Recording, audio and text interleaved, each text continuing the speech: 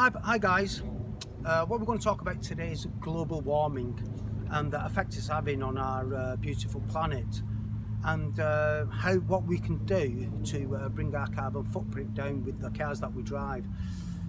I myself guilty of driving something that I shouldn't be driving, but I enjoy driving. So I was trying to sustain some sort of balance, and it's a bit of a juggling act, to be quite honest, trying to create a balance with what car I drive and how I can set some sort of a neutral carbon footprint. So after searching the internet and everywhere else, all buy and sells and Auto Trader and owners clubs and this, that, the other, was absolutely nothing out there. But there was someone who had something special. He approached me many years ago and I said to him, look, if you ever sell this car, give me a shout. And fortunately for me, he did give me a call, and when the opportunity presented itself, I pounced on it. The car in question is this M3 over here. This is the E46 version of the M3, and honestly, I think it blows my mind away. So it's not just your average M3, it's a bit left field. There's a lot of work that's been carried out on this by the previous owner, which I'm quite surprised that he sold it, to be quite honest. And when we say how can we offset our carbon footprint, cameraman, if you follow me a bit closer, I'd like to give you some details about this car. It's an M3, as you know. It's a 3.2 engine, I think it is, on these. I'm not 100% sure on the BMW because I've never owned one before. Not the biggest fans of them, but this one did appeal to me. It's a 3.2 engine in this, if I remember, and they produce something like 330 brake horsepower, which is not too bad considering. I think the general rule of thumb is normally 100 brake horsepower per litre, so I think they've stuck to the guns there and they've got something right there. But under the bonnet is something really special.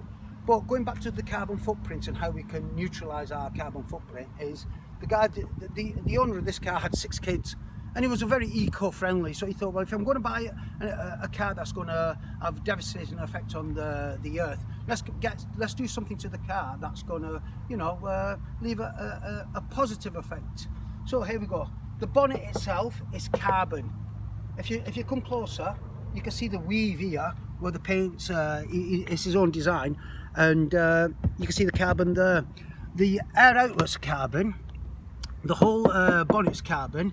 If you look into the headlights, the carbon headlights, it's got carbon splitter here at the front with a composite. It's a composite material bumper. The fenders, which actually wings, the Americans call them fenders. These are again composite material, so it for weight reduction. If you follow me around this way, the guy spared no money. He's spent a fortune on this car. The roof, once again, is carbon. All the way to the back, it's got, oh, by the way, these are thin glass. The glass is very thin. This is polycarbonate at the back.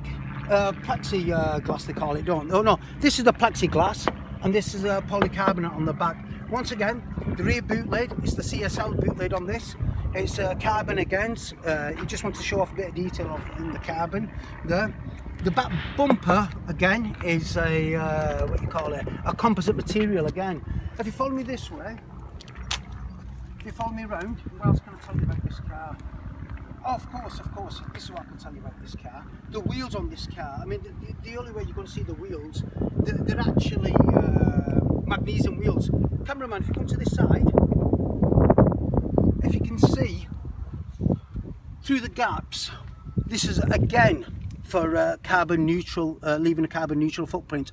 It's usually 6-pot calipers, and the reason behind the 6-pot calipers is that you could travel faster. By travelling faster, you're not going to emit more gases, and when you stop, you're going to stop quicker, so the gases caused by friction will be far less. Ingenious. What a lad. Again, this is the M3, and what I said to you before about the carbon footprint on this car is unbelievable. I'm just going to lift the bonnet up, which is already up actually. Just have a look at this. If you come this way, cameraman, whole lot is carbon. Rocker cover carbon, carbon everywhere. Everywhere you see on this car is carbon. It's even got these air intakes which are carbon, which are covered with these filters, designed by NASA of course. So when it sucks in air from here, cameraman, as it sucks in dirty air through here, it comes out through this chamber here and into these filters here. Now the beauty of this car is, as it goes through here, the air, dirty air, it goes into the engine bay where all Gandalf is going to be there. What's that other wizard called? The young wizard, Harry Potter's going to be there. They're going to be fighting inside here, because I don't believe for 1 minute petrol ignites via the what do you call them, the spark plugs, and some sort of combustion takes place where the pistons go up and down through the crank pulley. It's all bollocks, that, it's all nonsense. What's actually inside of there, what lives inside of there, is Gandalf and Harry Potter fighting all the bad ones, which creates all this mythical stuff, and all this wizardry goes on and makes the car propel forward. But while all that's going on, it's cleaning up all the air, and it travels underneath the car, and it comes out of these 4 tailpipes. It's a twin exhaust stainless steel system, so there's no rust on it at all. So there's no rust on it at all. It's going through the air filters, all the wizardry is going, and it's coming through here. As you can see, no rust on it at all. So if you're sat at the back of this car and you inhale all the gases, you're going to get 10 years extra on your life, rather than sat behind a car that's going to be giving full of monoxide, carbon monoxide that is. So there you have it, a carbon neutral car that's going to leave nothing but positive carbon footprint behind. I think most of you guys who come out with this and that know me should do something similar, so these tree hugging people will get off our backs. Guys, take note: carbon bonnet, composite material fenders, composite material here on the bumper, carbon roof, carbon bonnet, and composite bumper. Altogether this car used to weigh about 1,550 kilograms. With all the carbon on it and composite material, we've got it down to 1,350. That's 200 kilograms. 200 kilograms less weight means the car is going to be going quicker, and at the same time producing less emissions. Something to take note of.